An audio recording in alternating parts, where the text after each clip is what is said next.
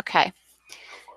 This is the IEP, the first screen. This is what our IEP looks like. Let it load.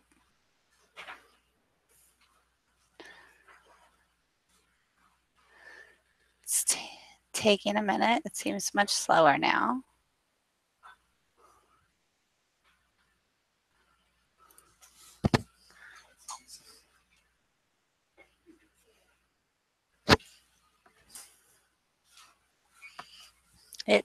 Here we go.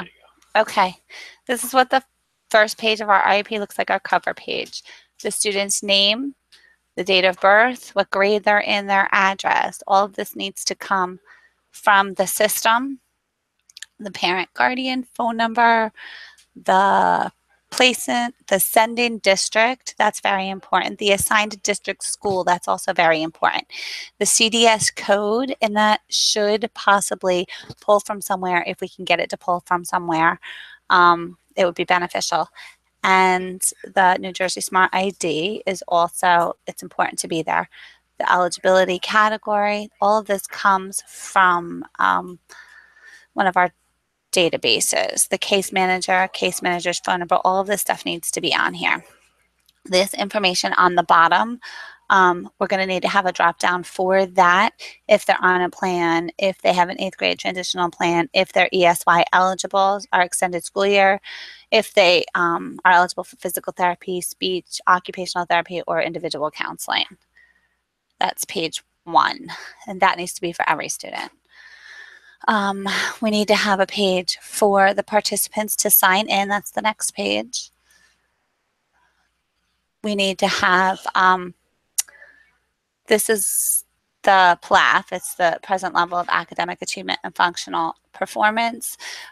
We would need to have a drop down with all of the students' subjects, and then a section for each of the teachers to write down their information on the subjects.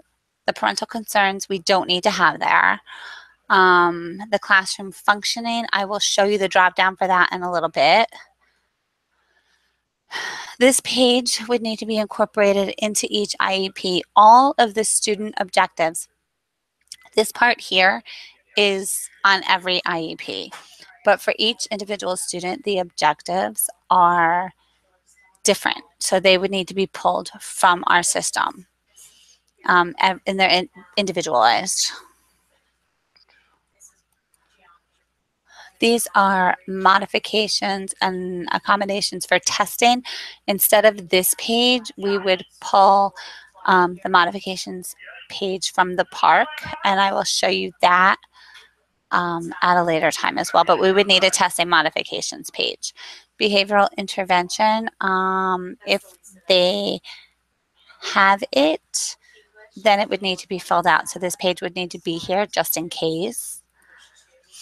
The student behavior management plan. This is in every IEP, and there needs to be a drop down for the counselors to check off any of the behavior management that we use. Classroom modifications. We would need, this is a page, and then you can check off everything that we use. There's a couple different pages, as you see. And then we get to the goals and objectives. Each student would have the goals. You would need to have an annual measurable goal. That's like a SMART goal. So it's like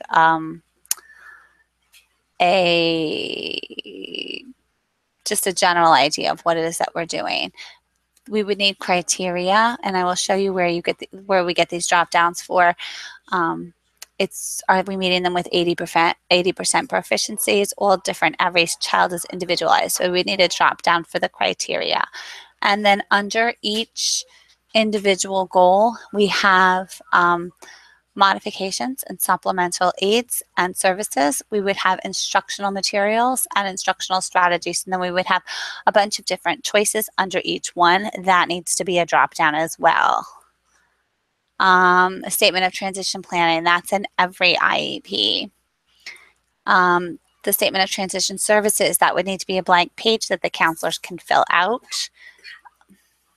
And then that continues. And then this page, it's just part of the IEP. It just needs to be blank. If the counselors need to fill it out, then they need to be able to do that, but that's not a drop down. This would need, it doesn't necessarily need to be a drop down, but it needs to be able to be typed in so that we can see how long they're getting their related services for. This is one of the later pages. That doesn't really need a drop down. It just needs to be blank.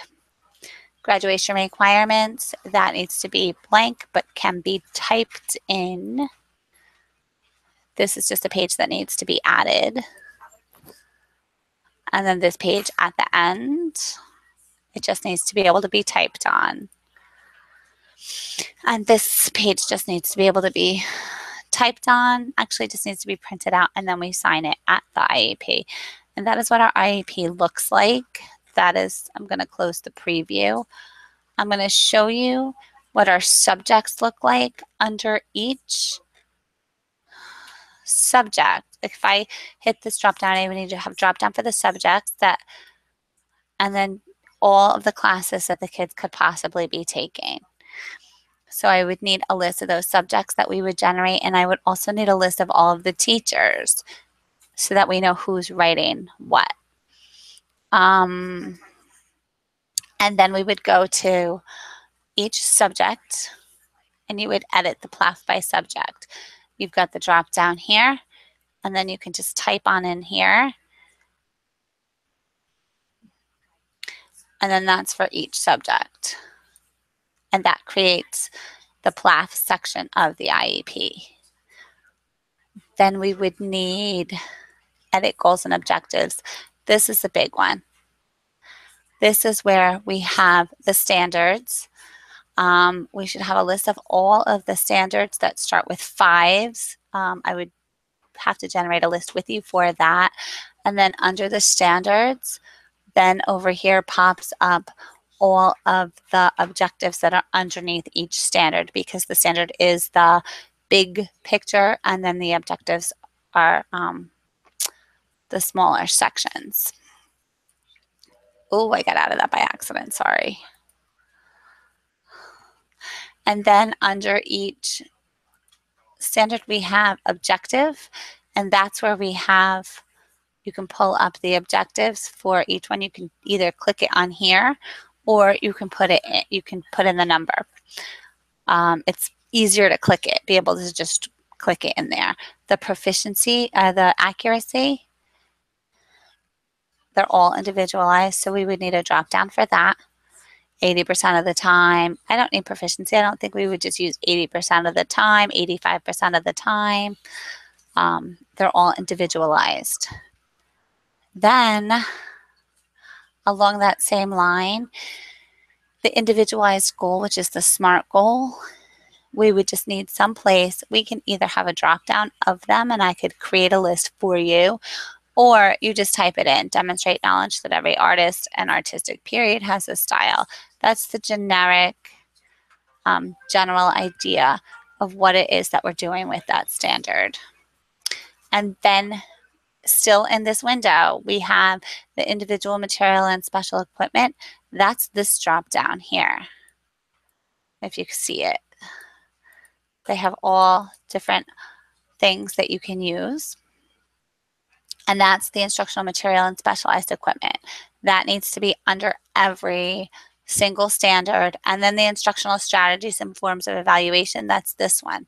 And again, I could create a list with you, and that would need to be, you would need to be able to pull it in for every standard. And it maybe should not be set in stone. If I needed to add some as we went along, then I would need to be able to do that.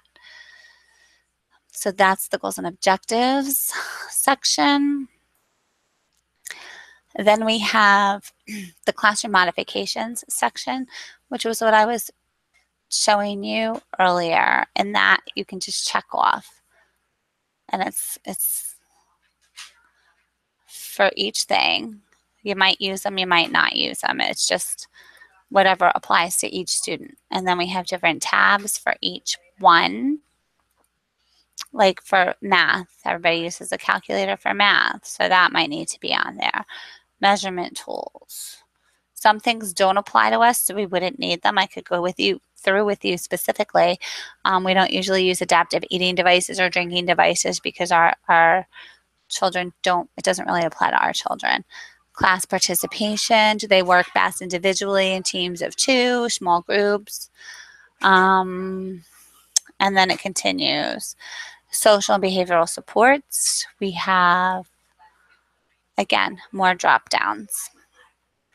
And then the behavior management plan, that was that page that the counselor fills out. That's also just needs to be checked off.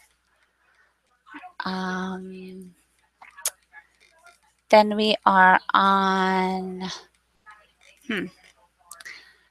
these are the drop downs. This is where the testing modifications would be. We have the transitional pages that the counselor can fill in. Then we have IEP cover evaluations. That's a weird name for that. It wouldn't need to be called that. But this is talking about the child's personal classroom functioning. And there's a drop down that we have a few choices, but we would need to be able to type in as well. I would like a drop down here as well as the ability to type in it if I needed to. You've got peer relationships, teacher relationships, classroom behavior and attitude, and motivation. And these are the drop downs that go with them.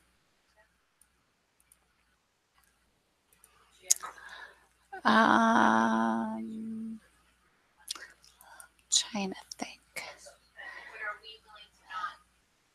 So a lot of it comes from the ability to pull from other sources. I would like to be able to use templates if possible, so that even though it's individualized, if you have one 5th grader, we would be able to pull for another 5th grader and then make changes where we need to.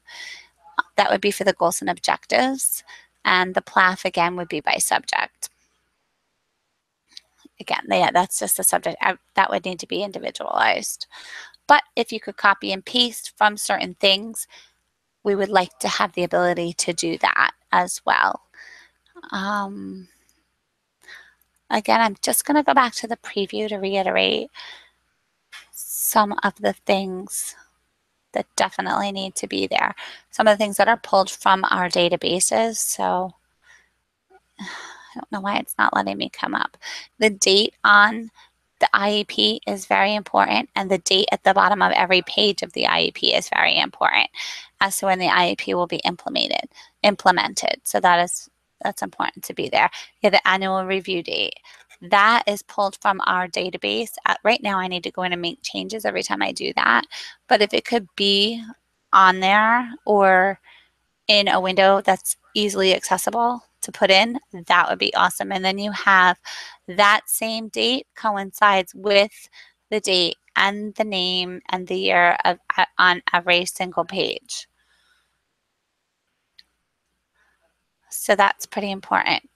The individual goals and objectives come from the same window that we use to do the report cards and interim reports. That's social emotional development. That would also need to be a drop down. You have a bunch of different things there.